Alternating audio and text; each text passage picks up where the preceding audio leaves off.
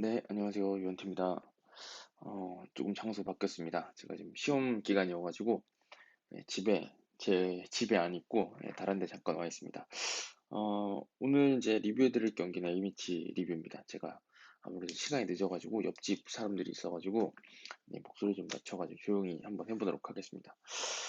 일단 이번 경기는 뭐 손흥민 선수가 먼저 한 골 넣고, 굉장히 오랜만에 아자디에서, 굉장히 오랜만에가 아니죠. 뭐 사상 최초의 승리를 노렸었는데, 결국에는 그 득점 이후에 흐름 내준 거를 결국에 이기지 못하고 이란한테 동점골을 내주면서 1대1로 비겼습니다. 근데 이번 경기에 대해서 제가 전체적인 점수를 준다 그러면 저는 60점 조금 박한 것 같고, 그렇다고 70점 주기에는 조금 못한 것 같아서 65점을 좀 주고 싶은데, 먼저 선제골을 넣었다는 점을 고려해서 한 64점에서 3점 주고 싶습니다. 네, 그래서 아주 잘한 경기는 아니었다는 생각은 분명하고 못 이겼기 때문에, 하지만 그럼에도 불구하고 여전히 색깔은 유지하면서 또 다른 맛들을 보여줬기 때문에 어, 그래도 너무 이렇게 실망할 경기는 아니었다는 생각이 듭니다. 그래서 이 경기를 하나씩 하나씩 좀 지켜보려고 그러는데, 결국 포인트는 그건 것 같아요. 우리나라가 어떻게 이란을 상대로 선제골 넣는 데까지 잘했고, 그 다음에 왜 흐름을 빼앗겼고, 네, 요거를 잘 정리하면 이번 경기를 잘 리뷰하는 게 아닐까라는 생각이 듭니다. 자, 그래서 일단 바둑을 한번 불러볼까요? 바둑을 불러오는 게 좋을 것 같은데, 바둑을 불러보도록 하겠습니다. 자, 이게 제가 제 노트북을 쓸 때 쓰는 바둑알인데, 자, 오늘 이번 경기는 기본적으로는 우리가 이제 여지까지 많이 당할 때 이란은 아니었어요. 그 키루스 시대에 있던 그 이란 아니었던 게, 4-4-2로 촘촘하게 라인을 내려서긴 하지만, 그 수비를 잘 세우긴 하지만 기본적으로 수비 라인이 이 뒷공간이 열려 있는 상황이었습니다. 그래서 이란이 우리나라랑도 충분히 맞상대할 수 있는 팀이라는 걸 보여준 경기였고, 예전처럼 답답한 경기는 아니었어요. 그래서 이란이 전반전부터도 분명히 어떤 공격적인 면에서 일리가 있구나라는 걸 잘 보여줬던 경기라는 생각이 듭니다. 대신에 이제 우리나라가 잘했던 거는, 제가 보기에는 전체적인 경기 운영이 좋았죠. 일단 그 가지고 있는 팀 색깔들, 여기까지 보여줬던 색깔들, 그러니까 공을 예쁘게 잘 만들어가고 패스로 상대를 흔들어가면서 어떤 이 빈 공간을 만들어내고, 그 다음에 그 전방 압박을 시도해가지고 볼을 탈취하는 형태, 그거를 굉장히 잘 썼습니다. 근데 이란이라는 팀이 기본적으로 개인 능력이 좋다 보니까, 이게 무슨 뭐 약한 팀들, 뭐 흔히 말해서 지금 이제 붙었던 시리아, 레바논, 이라크랑 비교해도 이란은 월등히 개인 능력이 좋은 선수들이 많잖아요. 유럽에서 뛰는 선수들이 막 널려 있을 정도로 많은 팀이기 때문에, 그 정도로 이제 압박하는 건 사실상 너무너무 어려운 일이고, 이 정도면 전체적으로 경기 운영을 잘했다. 그래서 이제 제가 경기 끝나고 보니까 벤투 감독 인터뷰에서도 전반전은 한국이 좀 나았던 것 같고, 실점 이후에 이란이 잘했다 이렇게 평가를 했는데, 저는 그게 좀 정확한 분석이라고 생각합니다. 그래서 그런 면에서 잘 했었는데, 일단 설명을 하나 드리고 싶은 거는, 그 예전에 비해서 우리나라가 왜 공략을 잘하게 됐을까라는 생각이 드는데, 최근에도 요즘 많이 도는 것 같더라고요. 그 이란이 그 2018년 월드컵 때 그 뭐 스페인 상대로 수비를 어떻게 하는지, 그때 당시를 보면 사실은 이 수비가 거의 식스백에 가까울 정도로 수비가 됐거든요. 그 당시에는. 이게 왜 그러냐면, 이렇게 내려서는 팀일수록 우리나라도 이제 이렇게 많이 하잖아요. 이 손흥민 선수랑 뭐 황희찬 선수가 안에 좁혀서고, 이 선수들이 올라가는 형태를 서가지고 얘네 둘을 이렇게 제껴놓고 여기를 공략하겠다. 잠시만요. 잠깐 어디 갔어? 펜 어디 갔어? 펜. 네. 여기를 이제 이쪽 사이 공간들을 공략하겠다는 게 이제 우리나라가 많이 쓰려고 하는 전략들이잖아요. 근데 이제 이거를 이란이 원래 어떻게 제어를 했었냐면, 여기가 이렇게 좁혀서면 아예 이렇게 좁혀서 합니다. 그냥 이 세 명을 좁혀서고 여기를 이렇게 막는 거죠. 여섯 명이. 그러면 이제 보통 이런 식으로 해서 한 명까지 내려와서 이렇게 6-3-1에 가까운 형태요. 때로는 6-4에 가까운 형태로 여기를 이렇게 틀어 막아버리니까, 이쪽이 내려가면 다시 따라 내려갑니다. 그런데 이쪽이 이렇게 되면 다시 이제 4-4-2로 바뀌는 거죠. 또 올라와요. 네, 이런 형태로. 이런 뭐 5-3-2이기도 하고, 이런 식으로 계속 이쪽 풀백들을 제어했기 때문에 잘 안 됐던 거거든요. 이게 나중에는 어떻게 어느 정도까지 되냐면, 여기서 측면에 공이 들어가서 이 선수가 빠져나가서 이쪽이 빠져나가면 여기가 이제 벌어지잖아요, 공간이. 그러면 이번에는 이 선수가 내려갑니다, 여기를. 그리고 이렇게 바꿔버려요, 이걸. 이런 식의 인수인계가 무지무지막지하게 잘 됐었거든요. 근데 지금은 이 정도까지는 아니에요. 근데 이게 이렇게 되면 문제가 뭐냐면 이란이 결국에는 뭐 이렇게 우리나라를 잘 괴롭히고 막 월드컵도 가는 것 같지만 16강 한 번도 못 갔잖아요. 월드컵에서. 이거는 수동적인 전술일 수밖에 없잖아요, 수비가. 그러니까 이게 얘네가 공을 잘 돌리고 기술이 좋아서 뺏기질 않으면 우리나라도 오늘 역습에서 좀 고전했는데 뺏기지 않을 수 있는 개인 기량이 있다 그러면 수비는 잘 되는데 공격하기가 너무 힘들어지는 거예요. 숫자가 여기 6명씩 이 뒤에 6명씩 모여 있는데 이 두 명만 믿고 가기에는 여기 뭐 세르히오 라모스랑 제라르드 피케가 있다.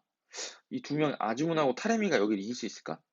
쉽지 않아 보이죠. 예, 요런 형태가 되기 때문에 저는 결국에는 공격을 해야 된다고 봤거든요. 근데 이런 면들에서는 분명히 우리나라가 공격할 수 있는 여지는 분명히 열리는 면은 분명히 있었다. 라는 생각이 들어요. 근데 대신에 그만큼 이란이 공격적으로 조금 더 어, 좋은 경기력을 보여줄 수 있는 형태이긴 했다. 이런 얘기는 좀 드리고 싶습니다. 그래서 이제 팽팽했던 것 같아요, 경기가. 그래서 우리나라도 전반 중반에 흐름을 내주고 또 우리가 잡기도 하고 하는 거는 결국에는 이란도 그렇고 우리나라도 그렇고 서로를 위협할 수 있을 만한 기량을 서로 가지고 있기 때문에 팽팽한 경기가 됐던 것 같습니다. 근데 이제 두 번째, 아니, 첫 후반전에 들어가서 우리나라가 잘했던 거는 결국에는 이제 저는 이재성 선수랑 황인범 선수를 기용한 이유가 그 골에서 나왔다고 봐요. 왜냐면 우리나라가 가지고 있는 미드필더들이 결국에는 해야 될 것들이 굉장히 많은 축구를 하고 있습니다, 우리나라. 왜냐면은 네, 어찌됐든 우리나라 상대로는 이란도 촘촘하게 수비를 서는 게 당연하고 그 다른 팀들은 그냥 아예 라인을 내려버린 다음에 촘촘하게 서기 때문에 그걸 헤집을 수 있는 선수들이 필요한데 그건 결국에는 많은 걸 해야 돼요. 개인 기술도 있어서 공을 잘 지켜야 되고, 그 다음에 전진 패스를 잘 넣을 수 있어야 되고, 부지런히 뛰어서 전방 압박도 해야 되고, 뭐, 수비 밸런스가 깨졌을 때는 그런 경기 흐름을 읽는 눈도 있어야 되고, 그러니까 보면 이재성이나 황인범이 가지고 있는 그 어떤 육각형 미드필더라고 해야 될까요? 조금 어떤 신체 능력은 힘이 세다거나 그런 거는 없지만 많이 부지런히 뛸 수 있고 이런 것들을 가지고 있는 선수들을 동시에 기용해서 계속 끌고 갔던 거는 결국에는 그런 어떤 바라는 게 많은 축구 미드필더한테 그런 거를 하기 위해서 이 두 선수가 필요했다는 생각이 들고 이런 것도 아까 제가 좀 어떻게 보면 이란하고 팽팽한 경기가 됐다고 했던 어떤 이런 게 반영되는 선수 기용에 또 차이가 있었던 게 뭐냐면 지난 경기는 이제 손흥민을 여기다 넣어버렸잖아요. 그래서 이쪽 좌우로 다 빠져다니면서 공격하게 만들었는데 이번에는 손흥민 선수가 측면에 배치가 되고 이 중원에 조금 더 수비를 신경 쓴 듯한 걸 보면 이게 이번 경기가 확실히 벤투 감독도 어려운 경기가 될 거라고 예상했구나라는 생각을 좀 들었습니다. 근데 이제 이게 득점 장면에서 잘 나왔는데 그 장면은 이제 제가 이걸로 딱 보여드리면은 캡처한 걸로 보여드리면 제일 좋을 텐데 그게 쉽진 않으니까 이렇게 한번 설명드릴게요. 그냥 여기 이쪽 이쪽 뒤는 보지 마시고 앞에만 본다고 생각하고 보시면 될 것 같아요. 이 장면에서 제가 정말 칭찬해주고 싶은 거는 이재성 선수입니다, 사실. 손흥민 선수는 우리가 많이 알고 있잖아요. 이 선수가 어떤 선수인지 알고 있으니까 그렇고 황인범 이제 이재성으로 넘어간 장면인데 그 장면이 저는 진짜 좋았던 게 이재성 선수의 그 어떤 숨은 한 칼이라고 해야 될까요? 그게 너무 좋았던 게 여기서 이제 오른쪽에서 이제 뭐 번호는 신경 쓰지 마세요. 황인범 선수가 공을 잡아가지고 이렇게 내주잖아요. 여기 탈압박딱 해가지고 요게 딱 여기 돼서 이 공이 여기로 딱 이재성 선수한테 향하는데 여기서 좋았던 게 뭐냐면 이걸 안 잡고 흘린 겁니다. 제가 봤을 때 첫 번째는. 그래서 안 잡고 딱 흘리면서 이렇게 돌았잖아요. 이렇게 도니까 시야가 다 열려 있었죠. 근데 이미 이제 손흥민이 이렇게 돌아서 뛰기 시작하고 있었습니다. 요게 참 좋았는데 또 하나 좋았던 거는 이거 볼 터치를 안 한 거. 그러니까 공을 흐름을 살려서 한번 잘 보세요. 이재성 선수가 공을 한 두 번, 세 번 정도 건드릴 수 있는 것 같은 타이밍인데 공을 안 건드리거든요. 이게 이렇게 한 번에 다 바로 오고 여기서 딱 한 번만 터치해서 이게 딱 바로 들어가요. 그래서 손흥민이 이렇게 맞춥니다. 근데 손흥민 선수도 이제 이재성 선수가 바로 돌았기 때문에 돌아뛰는 손흥민 선수한테 타이밍이 났던 거고 그 다음에 여기서 돌아뛰는 거에 타이밍 맞출 수 있었던 이유가 뭐냐면 공을 한 번이라도 자기가 드리블할 욕심을 잡아가지고 툭 쳐는 순간 아마 이 손흥민 선수 돌아뛴 것 때문에 여기에 패스가 안 들어갔을 거예요. 여기서 이제 본인이 몰기 시작하는 순간 이 선수가 이렇게 각을 좁히거나 이렇게 되면 패스길이 안 나왔을 텐데 여기가 이렇게 공을 잡아서 쓱 돌아버리니까 이 선수도 여기 바짝 붙기가 힘들죠. 공을 흘린 상황이니까. 그 상황이고 이 선수는 손흥민 선수는 여기 이제 공이 여기 있으니까 여기 있는 선수 뒤에 시야 밖에서 움직일 수 있는 효과가 있었죠. 그래서 이게 바로 통짜가 납니다. 그리고 손흥민의 환상적인 마무리. 제가 사실은 이제 경기를 보면서 저걸 바로 때렸으면 좋겠다, 때렸으면 좋겠다, 때렸으면 좋겠다, 때렸으면 좋겠다 속으로 한 10번쯤 외치고 있는데 그거 바로 때리더라고요. 왜냐면 이제 베일람 반드라 골키퍼죠. 위치가 좀 애매했죠. 나오지도 못하고 또 안에 있으면은 이제 슈팅 공간이 너무 열리니까. 근데 그 상황에서 그냥 어떻게 보면 너무 쉽게 마무리하는 장면이 참 좋았습니다. 그래서 이 장면을 보면 이제 그 기술적인 미드필더들, 황인범이 그 세 명 사이에서 공을 지켜가지고 빠져나온 거, 그 다음에 이재성 선수가 한 번의 패스로 허물었던 거, 이게 지금 벤투 감독이 이번 경기에서 기술적인 미드필더 두 명을 배치해 놓은 이유였구나, 라는 그런 생각이 드는 장면이었습니다. 그래서 여기까지는 참 좋아져, 경기 운영이. 경기 운영이 참 좋았는데 그 이유가 이제 좀 저로서도 많이 아쉽고, 많은 분들이 아쉬워하는 부분이 아닐까 싶은데 그 부분을 한번 좀 짚어보도록 하죠. 근데 이거는 이제 제가 지금까지 총평 드린 거는 뭐 사실은 그렇게까지 막 되게 다른 얘기는 아니라고 생각하거든요. 제가 평소에 드리는 말씀들이랑 그냥 뭐 그냥 뭐 평범하게 드리는 말씀이라 생각하는데 이거는 조금 제가 다를 수 있다고 생각해요. 좀 전술적인 면을 좀 준비를 했는데 이번 경기에서도 경기를 잘 보시면 전반전부터 공격은 이란의 공격은 결국 측면이 많이 측면에서 공이 돌 때 어떻게 풀리는구나라는 느낌을 많이 받으셨을 거라는 생각이 들거든요. 결국엔 제가 보기엔 그 공격 전개의 핵심은 이쪽 풀백들이 가지고 있어요. 이게 왜 그러냐면 이 442가 가지고 있는 어떤 그 뭐라 그럴까요? 전술적인 특성이라고 해야 될까요? 전술적인 특성이 사실 미드필더들이 어 3명 대 2명 싸움하니까 중원을 먹힐 것 같은 느낌이 좀 들고, 최전방에 2명이 있으니까 크로스를 붙여야 될 것 같은 상황이 들죠. 여기 2대 2니까 한 번만 이겨도 뭔가 될 것 같은 느낌이 좀 드는데, 사실은 4-4-2 운영을 그렇게 하는 팀들은 저는 잘 못 본 것 같아요. 예전에 이제 경남 FC 같은 경우도 말컹 있을 때, 이럴 때 보면 4-4 있을 때 절대로 이 여기 있는 선수들을 2명 다 이 페널티 박스 안에서 2명 다 여기 머무르는 경우들은 거의 없습니다, 사실은. 이걸 어떻게 풀어나갔냐면, 이라는 이쪽 센터백이 잡으면 이쪽이랑 관계가 당연히 많이 생기고, 이쪽 센터백이 잡으면 이쪽이랑 관계가 많이 생기겠죠. 그러니까 이쪽에서 공을 딱 잡았을 때, 이 선수 포지셔닝이 중요한데, 요 정도로 잡았다고 할게요. 이렇게 되면, 이, 이쪽에 있는 선수들은 안으로 좁히고요. 이 선수가 위치를 이렇게 잡아요. 그러니까 손흥민 선수가 이쪽을 제어를 해줘야 되긴 하는데, 윙포드들이 제어를 해줘야 되는데, 이게 여기까지 쫓아갈 수는 없거든요. 그렇지 않나요? 이렇게 쫓아가면 이 선수가 공을 직접 몰고 나올 수 있는 형태가 돼버려요, 이게. 이것도 또 다른 포지션 플레이라고 볼 수 있는데, 포지션 플레이가 이제 우리 위치를 바꿈으로써 상대의 위치를 바꾸는 효과인데, 여기를 이렇게 따라갈 수는 없어요, 손흥민 선수까지. 윙포드가 여기까지 따라갈 수가 없거든요. 그러니까 여기를 이렇게 잡게 돼요.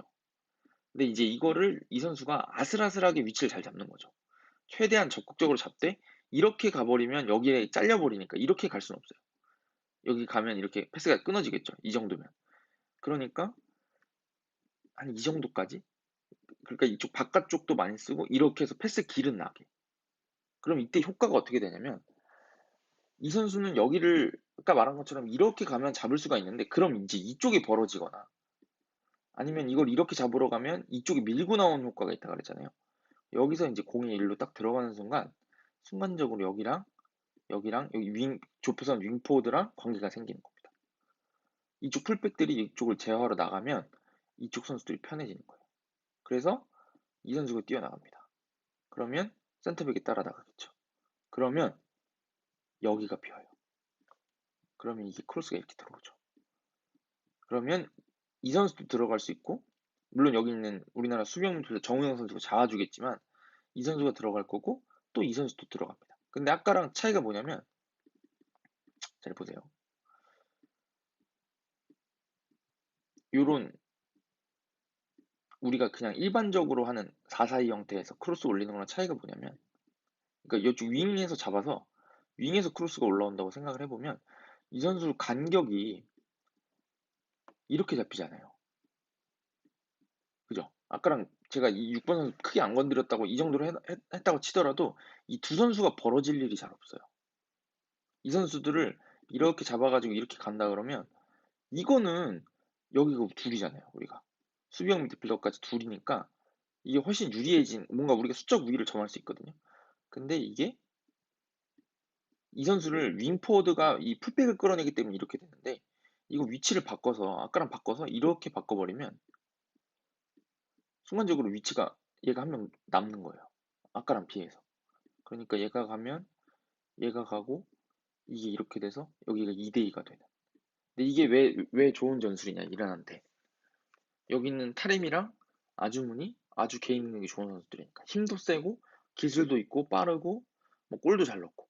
그러니까 여기를 2대2로 붙이는 게 굉장히 중요했던 거예요. 근데 오늘 우리나라도 여기가 제어가 잘 됐던 게 김민재가 있어서.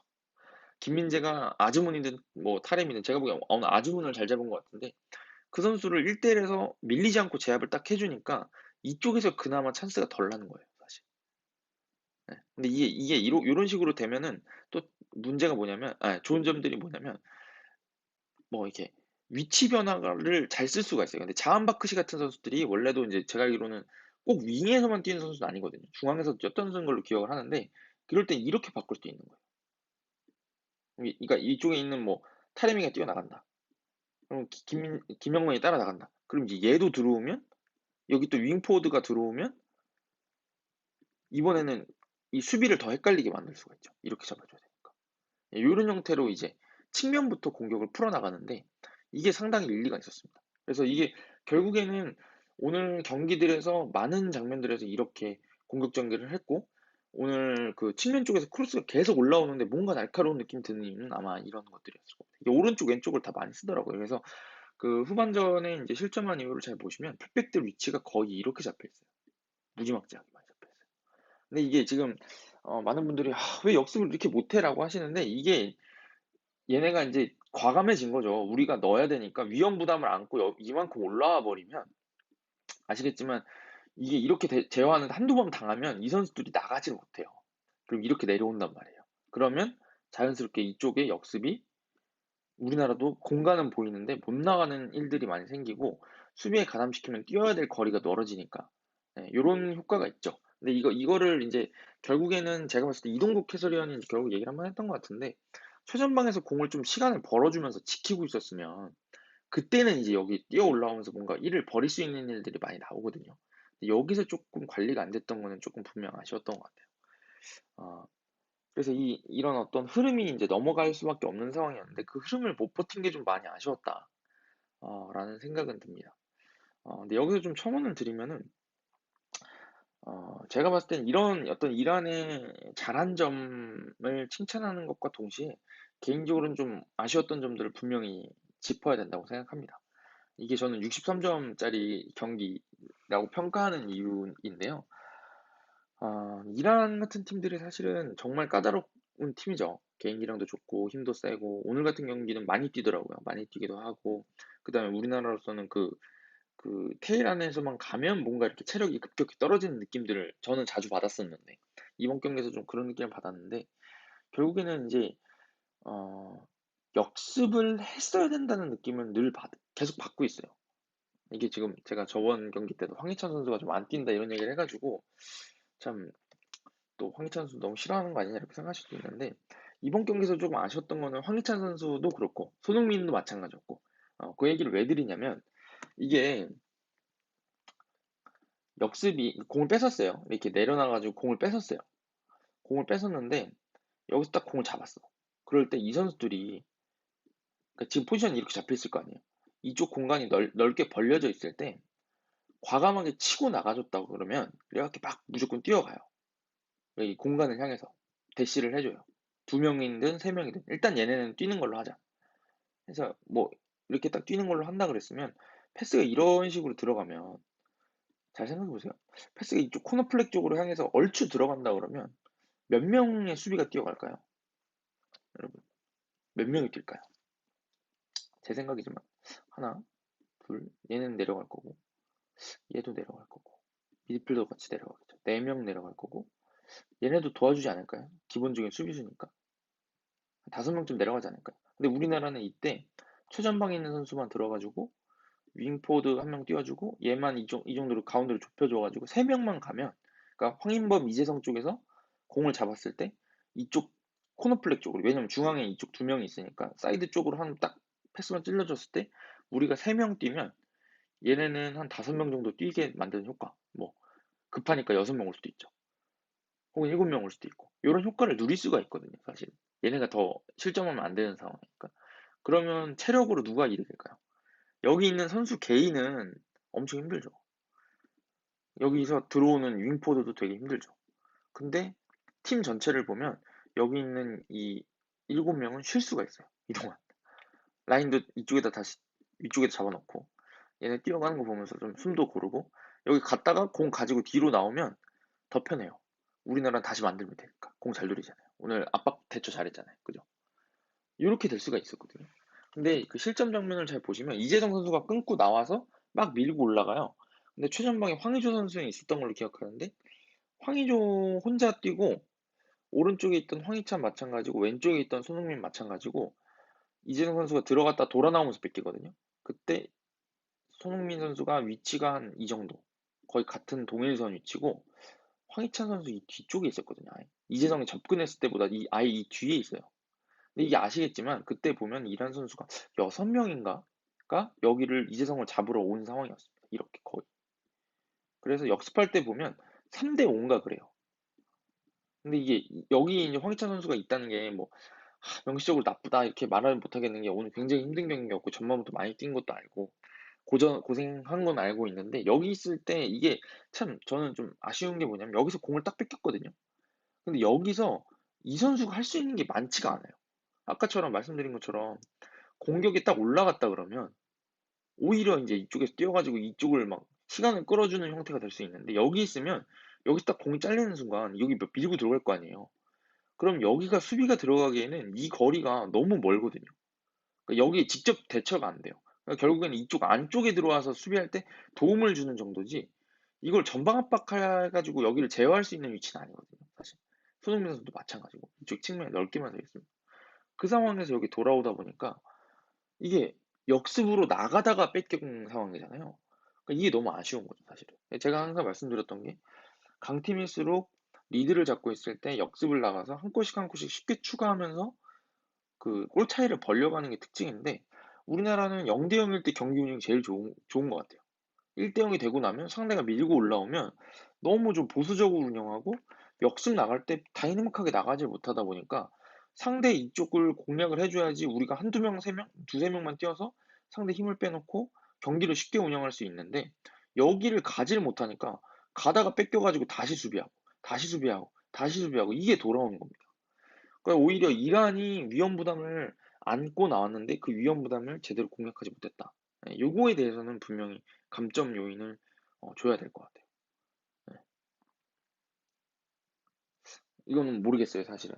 이 선수들 아무래도 전방 압박 많이 하기 때문에 체력 문제를 짚을 수는 있는데, 야, 이거는 참 어려운 문제지만 저는 개인적으로는 이게 만약에 선수 개인이 체력이 떨어져서 그런 거라면 빨리 바꿔서라도 나상호를 빨리 넣어서라도 정우영, 작은 정우영을, 어린 정우영을 넣어서라도 수비할 건 하고 역습할 수 있는 형태를 좀 더 준비를 했어야 되는 게 아닌가라는 생각이 듭니다, 사실. 그리고 이제 이거랑 연관해서 조금 많은 분들이 이야기를 하신 걸로 알고 있는데 커뮤니티 잠깐 들어갔었거든요. 많이 이야기하신 것 같은데 기사도 나온 것 같더라고요. 교체 타이밍은 조금 아쉬웠던 것 같아요. 그런 의미에서. 그러니까 이동경 선수가 들어가가지고 그 앞에서 막 부딪혀주고 싸움을 해주고 나성호 선수도 이제 수비 가담을 많이 해주고 하니까 벌써 이제 물론 이제 동점이 되고 나니까 이란도 위험 부담을 다시 안을 수는 없잖아요. 0대 1, 0대 1이 지고 있을 때처럼 풀백들이 전진하진 않았어요. 그러다 보니까 걔네도 공세 그 공격의 강도가 떨어질 수밖에 없는 상황이었고 그런 거는 사실이지만 어찌됐든 생생한 선수들이 들어오니까 확실히 수비 강도가 올라갔잖아요. 그런 걸 생각해 보면 오늘은 조금 교체 카드를 빨리 넣는 게 어땠을까라는 생각은 분명히 듭니다. 근데 이거는 아시다시피 진짜 어려운 문제긴 해요. 왜냐면 우리는 1대 0으로 넣고 나름대로 괜찮은 상황이었기 때문에 어, 그 홍철 선수 쪽에서 조금 뚫리는 걸 보고 일단 김진수 선수만 투입해서 한번 분위기를 봐보자. 오늘 경기 전체적으로 괜찮은 것 같으니까 라고 생각했던 것 같은데 그게 약간 패착이 됐던 것 같습니다. 근데 이거는 참 어려운 문제라 가지고 그냥 아쉽다 정도로 끝내야지 이거 누구 잘못이다 이렇게 말씀드리기 좀 어려운 것 같아요. 그리고 또 하나 더 있었는데 빼먹었네요. 잠깐 가가지고 마지막으로 하나 말씀드릴게요. 좀 전술적인 대처도 좀 아쉬웠던 것 같아요. 하나 딱 요것만 말씀드리고 가면 될 것 같아요. 제가 아까 이 얘기 드렸잖아요. 이 풀백들이 전진을 해가지고 여기를 이제 잘 공략한다. 이렇게 전진해가지고 어, 이쪽을 이렇게 잡게 만들어가지고 이렇게. 근데 이걸 제가 이제 왜 말씀드리냐면 이게 요런 식으로 잠깐만요. 어떻게 배치가 되지? 요렇게. 요렇게 배치가 된다 그랬잖아요. 이쪽 측면 쪽으로 오히려 풀백들이 잡고. 근데 이게 제가 좀 계속 아쉬웠던 게 뭐냐면 오늘 막 중거리 슛 내주거나 뭐 이 슈팅들을 내주거나 후반전 들어가지고 이 풀백에서 이쪽 미드필더한테 공이 너무 쉽게 들어간다 이런 느낌 못 받으셨나요? 이쪽에서 그 자꾸 이 선수가 접고 들어오면서 이쪽 중앙하고 관계를 만드는 게 많이 생기는 느낌이었는데 이게 저는 좀 아쉬웠던 게 뭐냐면 이쪽 둘이잖아요. 그리고 이쪽 둘 미드필더 둘이고 근데 이제 이쪽 풀백들이 이렇게 많이 올라와 있는 상태다 보니까 우리는 뒤가 넷인데 그러니까 이게 어떻게 보면 제가 느끼는 느낌은 이렇게 배치가 되고 나니까 이쪽 패스기를 잡느라고 이 선수는 아무래도 계속 공세가 많이 오다 보니까 이쪽을 좌우로 벌려지고 이 선수는 여기를 자꾸 잡으려고 그러는데 얘를 잡을 사람이 없는 느낌? 근데 이게 공이 공이 여기 있다고 봐야죠. 여기나 이제 이렇게 이 두 명이 이제 빌드업을 한다 그랬을 때 이 둘이 관계에 있는 건데 이 선수가 공을 잡고 있어요 처음에. 그러면 이쪽에 계속 패스 들어가니까 이쪽 잡겠죠. 여기 끊으려고. 그럼 여기 앞에다 내줍니다. 그러고 나면 여기 길이 비는 거죠. 아니면 이쪽이 바로 비는 것 같기도 하고. 이렇게 되면 아까보다 이쪽 이 좌우 간격이 벌어졌잖아요. 이쪽이 비는 거야. 근데 아시다시피 이 선수가 여기 있던 윙포드가 이렇게 들어와 있기 때문에 이 선수가 여길 가기는 또 힘들거든요. 그잖아요. 이쪽 뒤 먹으면 어떡해요. 그러니까 제가 보기에는 이거는 수비형 미드필더가 여기를 잘 메워줘야 되는 상황인데 이렇게 메워지는 것도 문제인 게 이렇게 가면 이렇게 잡긴 하는데 이게 여기가 또 비거든요. 이게 제가 봤을 때는 약간 형태를 이렇게 바꾸는 게 안정적이지 않았을까요? 이렇게. 그러면 숫자 싸움이 좀 용이하지 않았을까요? 이 생각은 있어요. 제가. 이렇게. 여기 좀 고생하긴 하는데 이렇게 가면 뭐이 선수가 여기 한번 제어해주고 이렇게 가면 다시 이쪽 패스 들어갈긴 할 텐데 그럼 또 이 선수가 많이 뛰어야죠. 어떻게. 이렇게. 대신에 이제 이쪽은 안 주는 거죠. 이쪽은.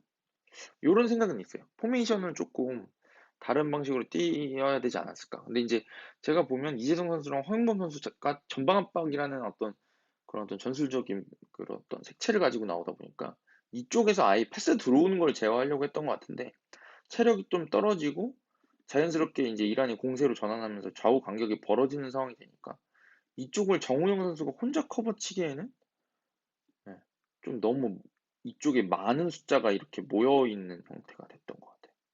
그래서 오늘 잘 보면 이쪽하고 이쪽이 뭔가 패스가 많이 들어가요. 요런 면들은 조금 아쉬웠던 것 같은데, 근데 아시다시피 이제 벤투 감독도 이런 쪽에서 분석은 아마 굉장히 상세하게 하는 스타일로 알고 있고, 다음 경기에서는 좀 맞춤 전술을 할 수도 있지 않을까, 이런 걸 대비할 수 있지 않을까라는 생각이 듭니다. 전체적으로 우리나라 색깔을 잘 보여줬기 때문에 좋은 경기 같다고 생각이 드는데, 조금 이런 것들만 좀 더 좋아지면 좋지 않을까, 이런 경기라는 생각이 듭니다. 그래서 못한 경기는 아니었는데 좀 아쉬운 경기라는 평가가 맞을 것 같고 어찌됐든 어, 이란의 원정에서 승점 1점 얻었다는 거 나쁘지 않죠. 맨날 져오던 데서 승점 1점 벌어왔다는 거 나쁘지 않다는 생각이 듭니다. 근데 이제 오늘 보니까 뭐 인터뷰 때 그 이란 기자도 질문을 했더라고요. 2대 아니 두 번이나 골대를 맞췄는데 한국이 운이 따랐던 거 아닙니까? 이렇게 질문을 했다는데 저는 사실은 그렇게 생각해요. 뭐 어, 벤투 감독이나 우리들이 내용적인 측면에서 이거를 리뷰를 하면서 운이 따랐어. 우리가 좀 더 좋아져야 돼. 어, 좀 더 잘해야 돼. 라고 한다 그러면 그런 면에서는 우리가 우리 스스로 채찍질하기 위해서는 그런 얘기들이 좀 괜찮다고 생각하는데 이게 누군가를 비난하기 위해서 상대 골대를 두 번 맞췄다라고 하는 거를 내세우기에는 조금 저는 그게 공평하진 않다고 생각합니다. 왜냐면 이제 제가 벤투 감독을 옹호하는 쪽이라고 해야 되나? 좀 시간 두고 지켜보자고 하는 쪽이잖아요. 경기 내용 괜찮다. 항상 이렇게 말씀드리는데 우리나라가 왜 이라크한테 비겼을 때는 골 못 넣으면 소용없어. 이렇게 말이 되는데 우리나라가 이란하고 1대1로 비기고 난 다음에는 두 번이나 골대 맞았으니까 진 거나 다름없어. 이렇게 말하는 거는 조금 앞뒤가 안 맞지 않나 싶어요. 그럼 차라리 이라크전도 우리나라랑 이긴 거나 다름없어. 잘했어, 경기. 이렇게 말해줄 수 있어야 된다는 거죠. 근데 이게 앞뒤가 좀 안 맞지 않나라는 생각이 들고, 물론 이제 골대 맞추 장면은 내부적으로는 엄청 치열하게 그런 슈팅을 안 주기 위해서 노력을 많이 해야죠. 그렇지만 골대를 맞은 것 자체만으로 우리나라가 이걸 질 경기였는데 비겼다. 이렇게 말하는 거는 조금, 어떤 결과를 얘기하는 데 있어서는 그렇게 온당치는 않다라는 생각이 듭니다. 우리나라도 뭐 지금 좋은 찬스들이 많이 있었죠. 좋은 찬스들이 많이 있었는데 전반전에도 한 두 개쯤 있었잖아요. 사실 황의조 선수가 몸이 좀만 더 좋았으면이라는 생각을 갖게 하는 경기가 아니었나 싶고, 그런 면에서 조금 약간의 운이 따랐다고 하더라도 저는 개인적으로는 경기 결과는 그래도 뭐 반반, 뭐 이란한테 조금 더 줄 수 있을까요? 5.5 대 4.5? 좀 나쁘지 않은 경기였다는 총평을 드리고 싶습니다. 그리고 마지막으로 하나만 더 말씀드리면, 황의조 선수는 어, 개인적으로는 몸이 아직 이제 그 대표팀 올 때마다 좀 떨어지는 느낌은 계속 드는 것 같고, 개인적으로 이제 이란 선수들이 워낙 크고 억세다 보니까 오늘 좀 고전했던 것 같아요. 특히나 이제 혼자 싸워줘야 되니까 고전했던 것 같은데, 이런 경기에서 한번 조규성 같은 선수들을 써보는 건 어땠을까라는 생각이 좀 들긴 들더라고요. 왜냐면 요즘에 워낙 이제 몸도 커지고 아무나 들쑤시고 다니고 그냥 재는 거 없이 막 박아주는 선수다 보니까, 그런 면에서는 조금 다른 선택을 해보는 것도 나쁘진 않았을까? 아니, 좋았지 않았을까? 이런 생각은 좀 드는 경기였습니다. 네. 라이브를 하면 참 좋은데, 저도 이제 시험 공부를 해야 되다 보니까 한계가, 한계가 있었습니다. 네. 어쨌든, 가겠습니다. 감사합니다.